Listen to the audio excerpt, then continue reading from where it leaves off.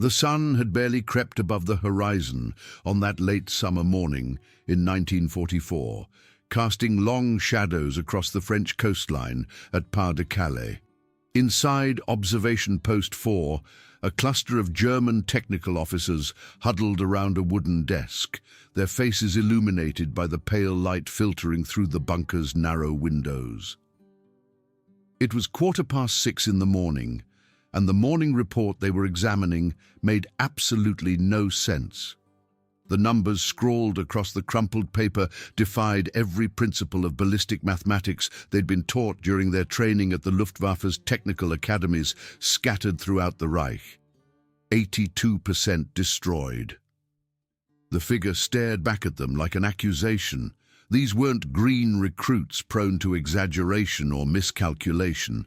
These were trained observers from Flak Regiment 155W, men who understood the mathematics of aerial warfare, who could calculate trajectories and intercept probabilities in their sleep.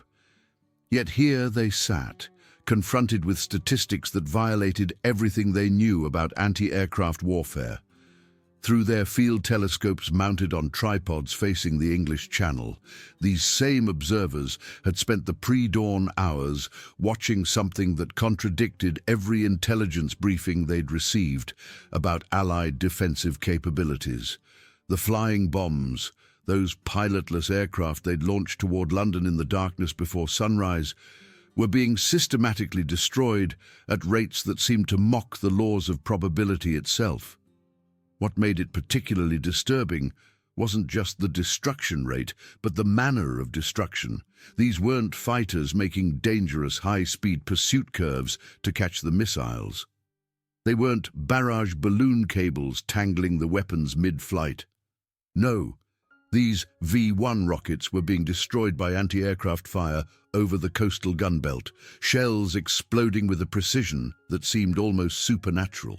The explosions weren't direct hits, which would at least make sense within their understanding of ballistic warfare. Instead, shells were detonating near the flying bombs, close enough to tear them apart with shrapnel, yet without requiring the impossible accuracy of direct contact. It was as if the shells themselves possessed some kind of intelligence, some ability to sense when they'd come close enough to their targets to do damage.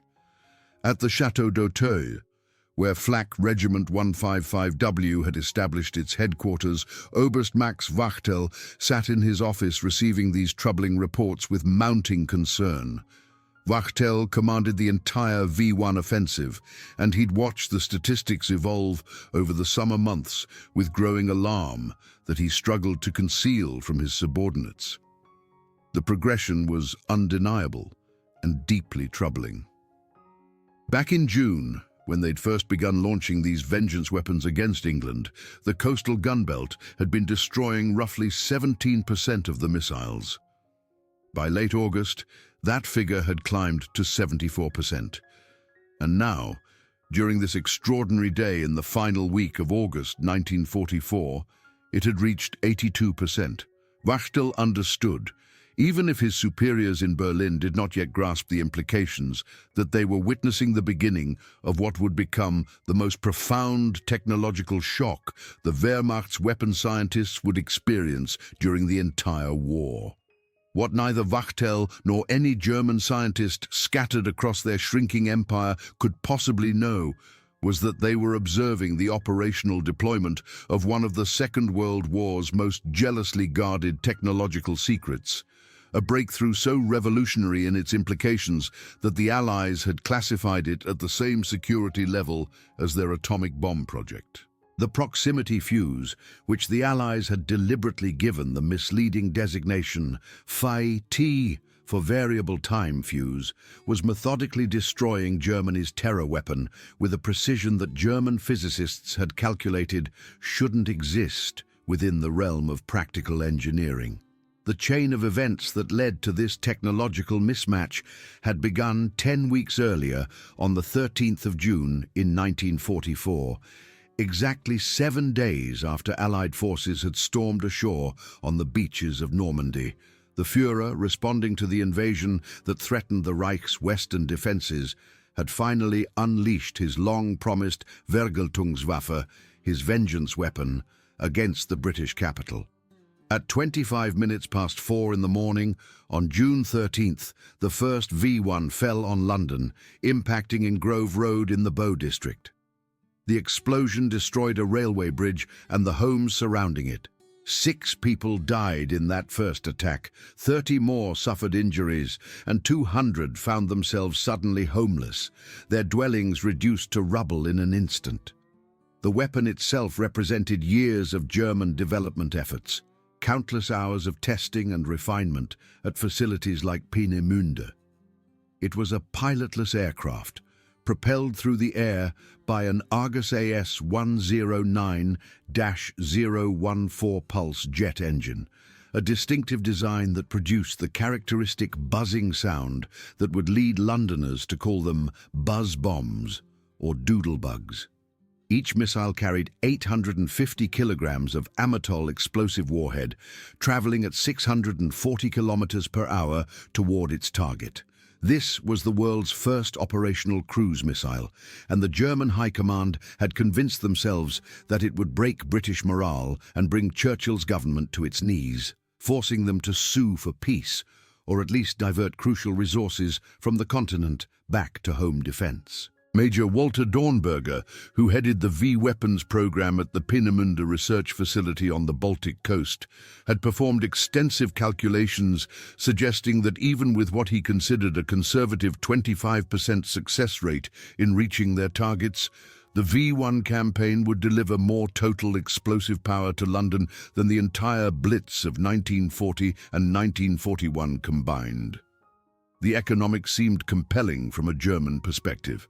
Each V-1 cost approximately 5,000 Reichsmarks to manufacture, a fraction of what a manned bomber mission would cost, and there was no risk to irreplaceable aircrew. The missiles could be launched around the clock in any weather, unlike conventional bombing raids that required trained pilots and favorable conditions. At the Peenemünde Army Research Center, German scientists and engineers had every reason for confidence in their technical superiority. They had, after all, developed advanced rocket technology that would later form the basis of both American and Soviet space programs. They'd created operational jet aircraft, while the Allies were still flying propeller-driven fighters. And now they'd fielded the world's first cruise missile, a weapon system that wouldn't become common until decades after the war ended. Dr. Robert Lusser, the engineer responsible for designing the V-1's automated control system, had performed detailed calculations demonstrating that Allied interception would be nearly impossible using conventional defensive measures. The mathematics seemed sound and unassailable. The flying bomb traveled at 640 kilometers per hour at varying altitudes between 600 and 2,700 meters above the ground or sea. British fighters, even their fastest models like the Hawker Tempest or modified Spitfires, needed speeds exceeding 650 kilometers per hour just to catch up with the missiles. Once they did manage to intercept, pilots had to close to within 200 meters to have any hope of destroying the V-1 with gunfire, putting themselves at serious risk of being caught in the massive explosion when the warhead detonated. Several Allied pilots were killed or injured attempting such intercepts, their aircraft torn apart by the blast they'd just triggered. As for anti-aircraft fire, the probability calculations seemed even more discouraging for the defenders. The chance of scoring a direct hit on such a small, fast-moving target was calculated by German experts at less than 1 in 10,000 shells fired. This wasn't propaganda meant to boost morale or deceive the public. This was sound ballistic science based on decades of accumulated data about anti-aircraft effectiveness. Conventional time-fused shells required gunners to accurately predict the target's future position, perform precise calculations of distance and altitude, manually set the fuse on each shell to explode at exactly the right moment, and achieve perfect timing in their firing sequence. With the V-1's speed, Gunners typically had perhaps 30 seconds from initial detection to engagement, barely enough time to train their weapons and begin firing, let alone perform all the calculations required for accurate time-fused shells. Oberst Max Wachtel, commanding Flak Regiment 155W, understood these limitations intimately from both sides of anti-aircraft warfare. He'd spent years in air defense before taking command of the V-1 offensive, and he knew exactly how difficult it was to hit a high-speed aerial target with ground-based guns. During the course of the campaign, German forces would launch 9,521 V-1 missiles from ground sites directed against England, with many thousands more launched against other targets, including Antwerp and other liberated cities, bringing the total number of V-1s deployed throughout the war to approximately 25,000 units. It was a massive commitment of resources and industrial capacity for a weapon that German planners expected would be virtually unstoppable. Within mere days of the first launches, however, troubling reports began filtering back to German intelligence services. British anti-aircraft defences were adapting with suspicious speed, showing improvements in their intercept rates that seemed to happen too quickly for normal learning and adjustment. By late June, just 2 weeks into the campaign, the interception rate had climbed from 10% to 24%. This was higher than German planners had predicted, certainly, but still explainable within the bounds of normal defensive improvement. Gunners were gaining experience, radar systems were being optimized, defensive positions were being adjusted to optimal locations. All of this was expected and accounted for in the strategic planning. Then came July, and the statistics transformed from concerning to genuinely inexplicable. German technical officers assigned to monitor the campaign's effectiveness began noticing that British guns were claiming V-1 kills while expending impossibly low amounts of ammunition. Observers stationed at coastal positions in France, watching through powerful telescopes as the missiles flew toward England, witnessed V-1s flying steadily on their programmed courses, then suddenly becoming surrounded by flak bursts before tumbling from the sky in flames. The disturbing part was that the explosions appeared to be occurring too far away from the missiles for direct hits, yet the V-1s were being destroyed anyway, as if the shells possessed some ability to damage targets without actually striking them. Unknown to German intelligence services, which were generally quite effective at gathering information about Allied capabilities, they were witnessing the combat deployment of proximity fuses that transformed near misses into lethal hits. The technology itself had actually been operational in the Pacific Theater since January 1943, when the cruiser USS Helena had shot down a Japanese dive bomber using shells that exploded automatically when they sensed proximity to the target, rather than relying on time fuses or direct contact. The German intelligence failure was comprehensive and catastrophic. The Oslo Report, a mysterious document delivered to British intelligence in November 1939 and later shared with Americans, had actually mentioned Allied research into proximity fuses, but German scientists who reviewed the report dismissed this particular claim as disinformation meant to mislead them about real Allied capabilities. Germany had actually attempted to develop similar technology with over 30 different design approaches researched at various facilities throughout the Reich. But none of these efforts achieved operational status, and German engineers had ultimately concluded that proximity fuses were effectively impossible to produce as practical battlefield weapons. The technical challenges seemed absolutely insurmountable when they examined them in detail. How do you miniaturize radio transmitter receiver systems small enough to fit inside an artillery shell? How do you make vacuum tubes survive the incredible forces of being fired from a gun, something like 20,000 times the force of gravity? How do you create batteries that can remain dormant for years in storage, yet activate instantly and reliably when needed? How do you achieve mass production of such complex devices at prices that make their widespread use economically feasible?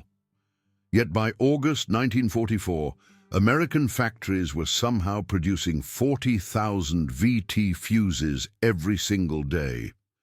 During that final week of August 1944, the week when the proximity fuse achieved its maximum, demonstrated effectiveness against the V-1 threat, the entire British anti-aircraft defense system had been completely reorganized based on the capabilities this new ammunition provided. Gun batteries were now employing American SCR-584 radar systems for automatic target tracking, feeding firing solutions directly to the weapons. More crucially, they were firing shells equipped with VT fuses that had been specifically modified and optimized for the V-1 threat profile. The Royal Artillery and RAF regiment units had been redeployed from their previous positions in the North Downs to new positions along the south coast, creating a concentrated gun belt that every V-1 had to pass through on its way to London.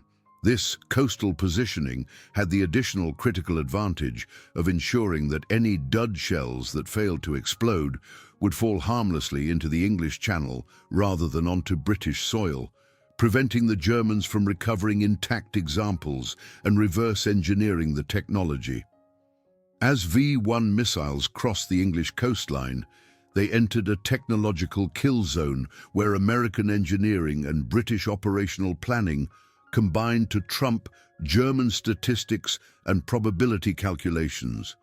The SCR-584 radar automatically locked onto incoming targets, calculated their trajectories with mechanical computers, and fed precise firing solutions to the gun crews. The proximity fuses themselves contained miniature radio transmitters, built with specially designed vacuum tubes developed by companies like Sylvania Electric and Western Electric. When the reflected radio signals indicated the shell had reached proximity to a large metallic object, Thyratron switches triggered the detonators, sending thousands of steel fragments slicing through the V-1's thin aluminum hull, rupturing fuel lines, destroying control surfaces, or detonating the warhead. On that peak day in late August, coastal guns destroyed 82% of incoming V-1s, a figure that German engineers and ballistic experts considered physically impossible within their understanding of anti-aircraft warfare. The reports of such astronomical interception rates created crisis meetings at German headquarters. Wachtel personally suspected sabotage might be involved, perhaps resistance members tampering with the missiles before launch. Emergency inspections were ordered of every launch site and maintenance facility. They found nothing wrong with the missiles themselves. Test firings conducted over German-controlled territory showed completely normal performance characteristics. The problem manifested exclusively and mysteriously when the missiles encountered British defenses. German technical experts concluded that the British must have developed some kind of revolutionary anti-aircraft system, but they couldn't determine the specific nature of this system without being able to examine captured examples of the equipment involved. They tried varying their tactics in every way they could conceive. They launched missiles at different altitudes, hoping to find a sweet spot that British defenses couldn't cover effectively. They fired larger salvos simultaneously, attempting to overwhelm the defensive system through sheer numbers. They switched to night launches, thinking perhaps British accuracy depended on visual tracking. They tried exploiting bad weather that should have degraded radar performance. Nothing worked. Nothing made any meaningful difference. The kill rate remained devastatingly high, week after week. At Peenemünde, scientists and weapons designers faced an uncomfortable conclusion that contradicted their assumptions about German technological superiority. If the Allies had genuinely developed functional proximity fuses, they had achieved something that Germany's best scientists and engineers had concluded was impossible with current technology. It suggested a level of industrial capability and engineering sophistication that called into question fundamental assumptions about the balance of technological advancement between the combatants. German efforts to uncover the secret intensified considerably, but they failed completely and comprehensively. The proximity fuse security arrangements were nearly perfect, a masterpiece of operational security and compartmentalization. Production was distributed across 110 different factories scattered throughout the United States. Workers at each facility knew only their specific assigned tasks, never seeing or understanding how their particular component fit into the larger system. Even the designation variable time was deliberately chosen to be misleading, suggesting a conventional timed fuse that happened to have adjustable settings rather than revealing anything about proximity sensors or radio systems. By 1944, a substantial portion of America's entire electronics manufacturing industry capacity was devoted to fuse production. 22 million proximity fuses would be manufactured by war's end, a staggering figure that represented an investment of over $1 billion in 1940s currency values, equivalent to perhaps 15 to 20 billion in modern terms. The Crosley Corporation alone, a company that had manufactured radios and refrigerators before the war, produced over 5 million fuses, nearly a quarter of total production volume. The raw numbers revealed a staggering industrial mismatch that German planners had failed to fully appreciate. While Germany struggled to produce V-1 missiles using forced labor from concentration camps and prisoner-of-war facilities, America had transformed its entire consumer electronics industry into a weapons production system for fuse manufacturing. Peak daily production reached 40,000 units. Astronomical numbers that German industry simply couldn't match, even if they'd possessed the technical knowledge. Unit costs dropped from $732 per fuse in 1942, when initial production runs were small and learning curves steep, to just $18 by 1945, when mass production techniques had been perfected and refined. The Crosley Corporation, which had built its pre-war reputation making affordable radios for American households, employed over 10,000 workers during peak production, churning out 16,000 fuses daily when running at maximum capacity. Sylvania Electric had dedicated its entire vacuum tube research division, dozens of engineers and scientists, to developing ruggedized components capable of surviving the brutal forces of artillery firing. At peak production, Sylvania was manufacturing 400,000 miniaturized vacuum tubes daily, an almost incomprehensible figure representing 95% of all the specialized tubes used in proximity fuse production. The contrast was absolute and damning. Germany was handcrafting weapons in limited numbers, using slave labor working under brutal conditions. America was mass-producing revolutionary technology at unprecedented scale, using voluntary workers earning premium wages with overtime pay. Monthly American proximity fuse production alone exceeded the total number of V-1 missiles Germany managed to produce during the entire war. The industrial capacity gap was simply insurmountable once it reached this scale.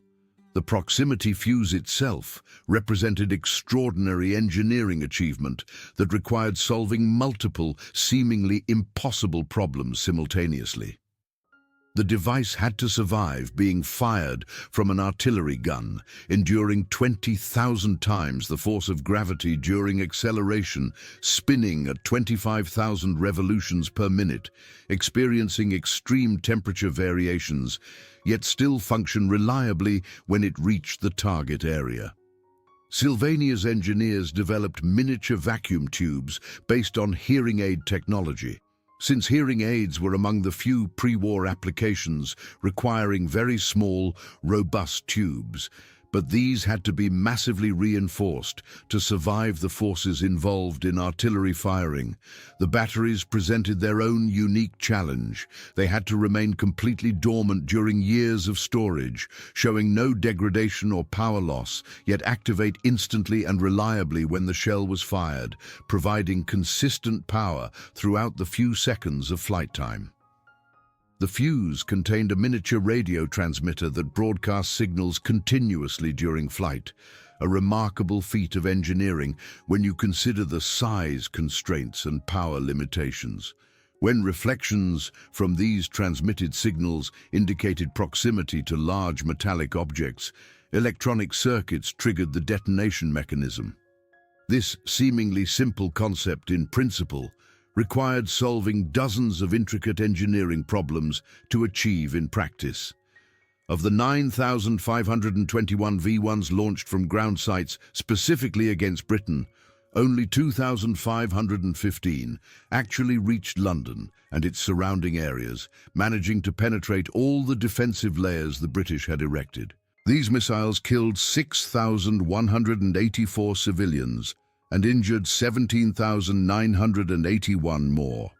While these casualties were undeniably tragic, representing real human suffering and loss, they constituted a small fraction of what German planners had intended and expected to inflict.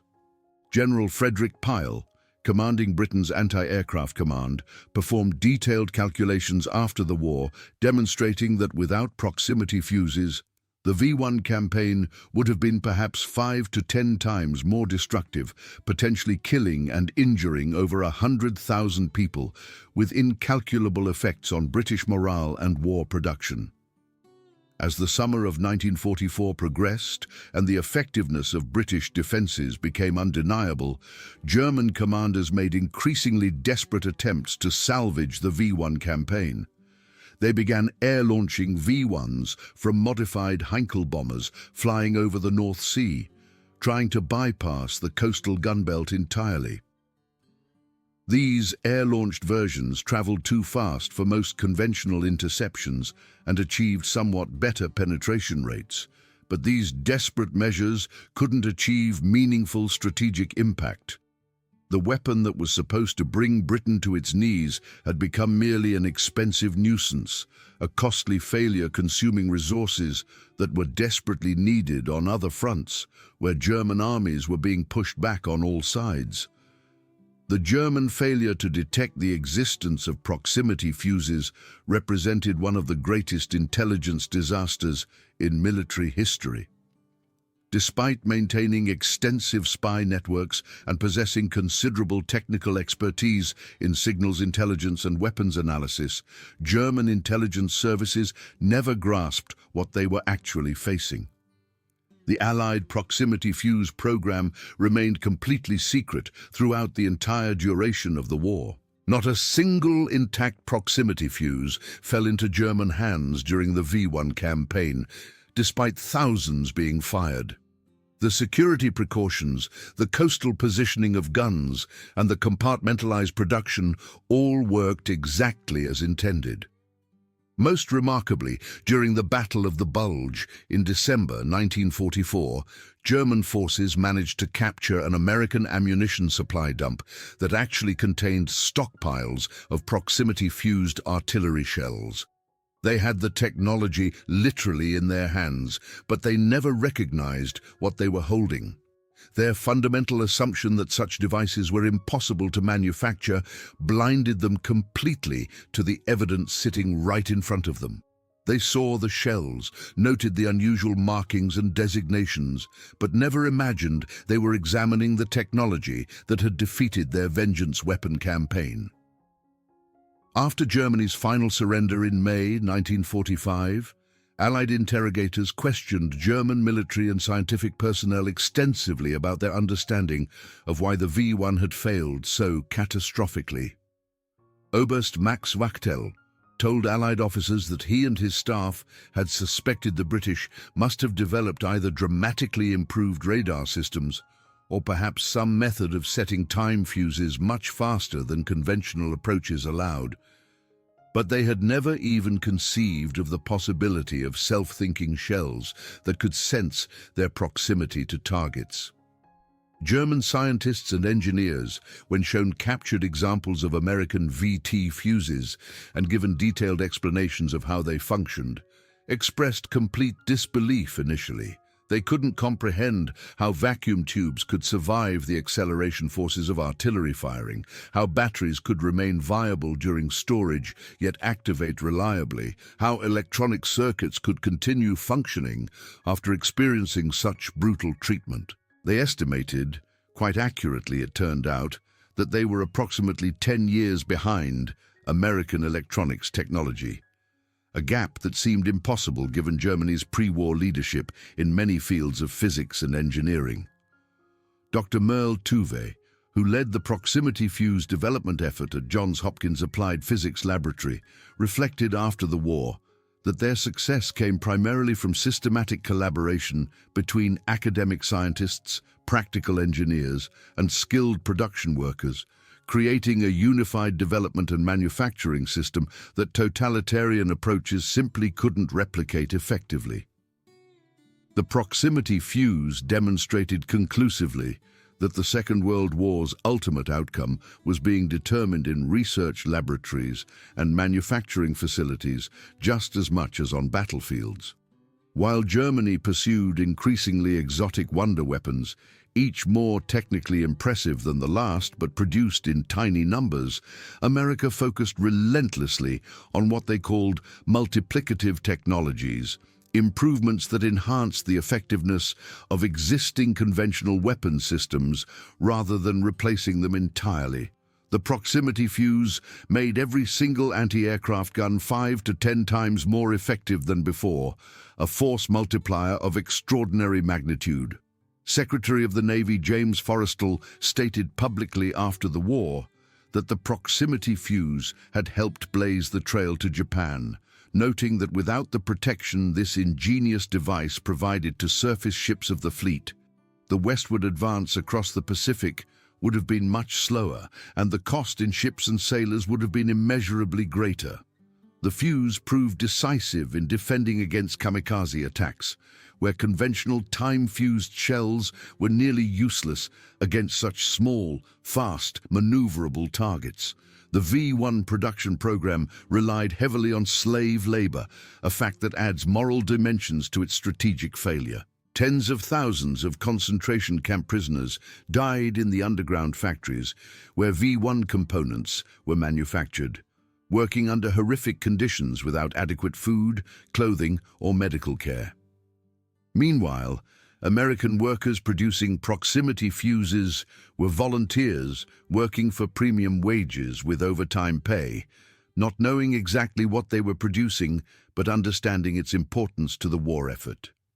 At Sylvania's facility in Ipswich, Massachusetts, over 5,000 women worked 12-hour shifts producing specialized electronic components. They discovered only after victory in Europe that their work had helped save London from Germany's terror weapons, protecting hundreds of thousands of civilians they would never meet. The proximity fuse secret held completely and perfectly throughout the conflict. British anti-aircraft crews firing the special ammunition didn't even know what made their shells so remarkably effective. They understood only that they had received special ammunition with extremely strict accounting requirements. Every single proximity-fused shell fired at V-1s had to be meticulously tracked and documented. Unexploded shells had to be immediately secured and transported to secure facilities. Naval vessels continuously patrolled the English Channel specifically to prevent German forces from recovering dud shells that might have fallen into the water. This obsessive secrecy actually cost Allied lives in a tragic irony. Ground forces fighting in France and later Germany couldn't be issued proximity-fused artillery shells until December 1944. Months after they could have benefited enormously from the technology. Thousands of soldiers died in battles where proximity fuses could have made crucial differences, but the technology was considered too secret to risk, too valuable to potentially lose to German intelligence if shells were captured or failed to detonate. Yet the decision to use them against V-1s over the English Channel, where recovery by Germany was nearly impossible, was justified by London's crucial importance during the invasion period. British morale had to be maintained. War production had to continue uninterrupted. The civilian population couldn't be allowed to suffer catastrophic casualties that might have affected their support for the war effort. For Germany, the V-1 program ultimately drained critical resources while achieving minimal strategic impact. Launching approximately 25,000 V-1s in total cost millions of Reichsmarks, diverted thousands of skilled workers and engineers, and consumed resources that could have produced hundreds of fighter aircraft or thousands of anti-tank weapons desperately needed on the shrinking eastern and western fronts. The program's dependence on slave labor added a moral dimension to its failure that would only be fully understood and documented after the war ended. The proximity fuse had defeated weapons that were literally built through systematic human suffering, a contrast between democratic production and totalitarian methods that carried symbolic weight beyond the immediate tactical results. The proximity fuse represented warfare's fundamental transformation from individual combat to industrial systems competition. It proved beyond any doubt that modern warfare had become primarily a contest of industrial production capacity and engineering sophistication rather than traditional military virtues like courage or tactical brilliance. Before saving Pacific Fleet vessels from Japanese air attacks and helping enable the final advance toward Tokyo, the proximity fuse saved London from Germany's vengeance weapon campaign. The Germans, watching their V-1s tumbling from the sky in flames, never understood what was destroying them. The technology defeating their carefully crafted weapons was literally inconceivable within their scientific and industrial framework, operating on principles they'd concluded were impossible to implement practically. The transformation in anti-aircraft effectiveness was genuinely dramatic and historically unprecedented. Before proximity fuses were deployed, destroying a single V-1 required an average of 2,500 heavy anti-aircraft shells, an expenditure of ammunition that was barely economically sustainable even for an industrial power like Britain. With proximity fuses, this figure dropped catastrophically to just 100 shells per kill, a 25-fold improvement in ammunition efficiency. The coastal gun belt's interception rate rose from 17% in June to 82% in late August, an improvement achieved in just 10 weeks that would have taken years or decades using conventional technology improvement approaches. This wasn't achieved through superior courage, better training, or tactical innovation, though British gunners certainly demonstrated all of these qualities. It was achieved through the mass production of advanced technology on a scale Germany couldn't match or even fully comprehend. America had mobilized its entire electronics manufacturing industry, employed over 80,000 workers in fuse-related production, and invested over $1 billion to produce 22 million fuses. The sheer scale of this industrial effort was something German planners had fundamentally failed to anticipate or account for in their strategic calculations. The proximity fuse was officially declassified in September 1945, just weeks after Japan's surrender. The War Department's public announcement began with the dramatic statement that this was one of the most important weapons developed during the war, surpassed in effectiveness only by the atomic bomb itself. For German scientists and engineers who had spent months puzzling over inexplicable V-1 failure rates, the revelation brought both understanding and profound humiliation. They had been defeated not primarily by superior strategy or exceptional courage, though the Allies demonstrated both, but by industrial capacity operating at scales they hadn't imagined were possible for weapons production. Post-war interviews with captured German weapons scientists revealed their shock and disbelief at the magnitude of American production. They had believed their V-1 represented the absolute pinnacle of achievable weapons technology within wartime constraints. Learning that it had been systematically defeated by mass-produced electronics costing less than $20 each by war's end was devastating to their professional pride and their understanding of technological competition. They had lost not to superior warriors or better generals, but to assembly lines staffed by workers who didn't even know what they were making, producing revolutionary technology in quantities that seemed to mock everything they thought they understood about weapons manufacturing.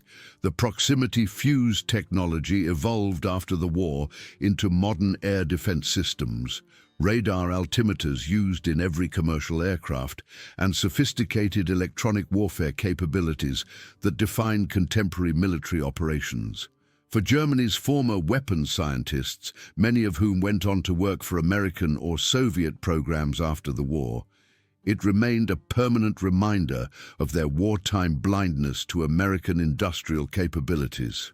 The proximity fuse proved conclusively that in modern industrial warfare, the ability to mass-produce merely good technology matters infinitely more than the ability to craft individually perfect weapons in small numbers. Germany produced brilliant individual weapons throughout the war, engineering masterpieces like the Me-262 jet fighter, the Type 21 submarine, and advanced tank designs.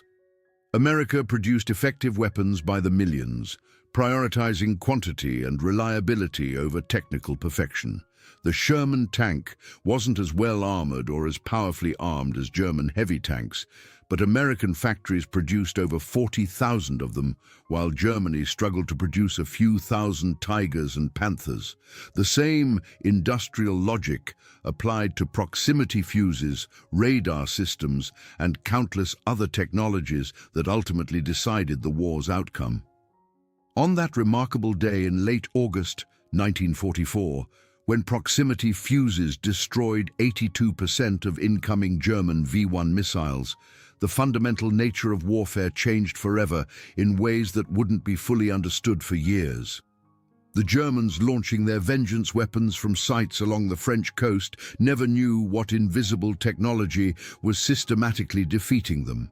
They had done everything right according to their understanding of weapons development and deployment. They'd created advanced weapons through impressive engineering, trained elite technical crews, achieved genuine technological breakthroughs in propulsion and guidance systems. Yet they were being comprehensively defeated by mass-produced electronics they couldn't even imagine existed, let alone understand how to counter or replicate.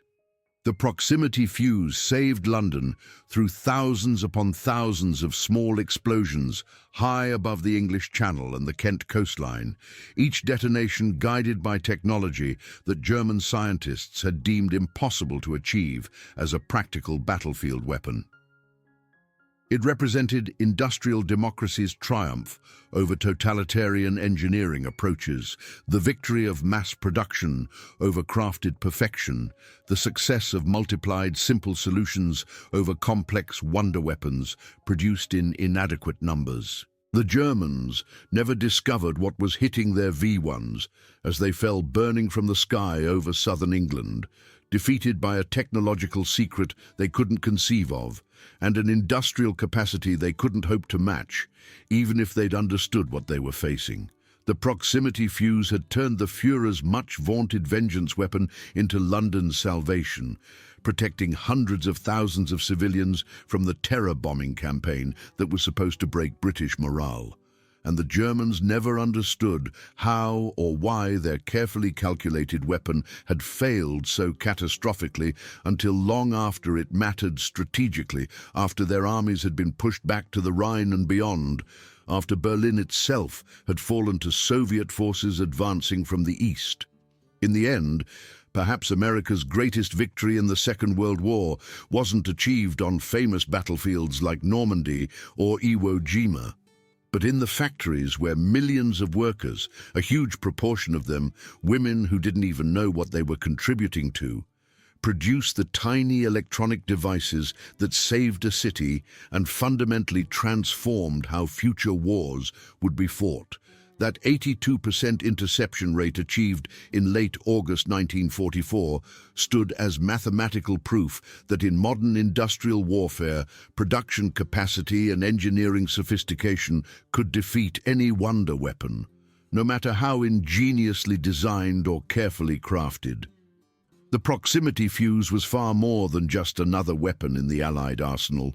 It was living evidence that democracy's ability to mobilize scientific research and industrial production could systematically overcome tyranny's forced brilliance and slave labor manufacturing.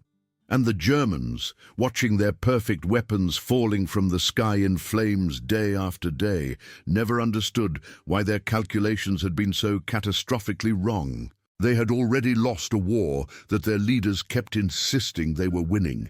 Defeated not on battlefields, but in American factories they'd never see, by workers whose names they'd never know, producing technology they'd concluded was impossible to create.